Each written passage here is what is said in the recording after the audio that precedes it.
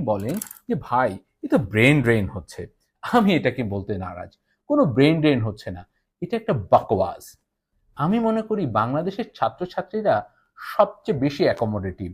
তারা পৃথিবীর যেকোনো জায়গায় গেলে খাপ খাইয়ে নিতে পারে। আর সেটাই সম্ভাবনা। সেই সম্ভাবনায় হাতছানি দিচ্ছে তাদের। আমি মনে করি সেই সম্ভাবনাকে যারা কাজে লাগিয়েছে তারাই আজ বোয়িং এ কাজ করছে, তারা বেল-এ কাজ করছে, তারা নাসাতে কাজ করছে। ২৭ বছর ধরে বোয়িং এ কাজ করছেন কবির হোসেন। কিশোরগঞ্জের কটিয়াদী থেকে কি স্ট্রাগল করে মার্কিন যুক্তরাষ্ট্রের টেক্সাসে পড়তে গিয়েছিলেন, সেখান থেকে তার ভাগ্য বদলেছেন। উনি কি বলছেন দেখে পড়ে শোনাই আপনাকে। দেশকে নিয়ে কি ভাবছেন জানতে চাইলে কিছুটা আক্ষেপ প্রকাশ করেন হুমায়ুন কবির। জানালেন তিনি যা জানেন বাংলাদেশে তার প্রয়োগ ঘটানোর সুযোগ এখনো কম।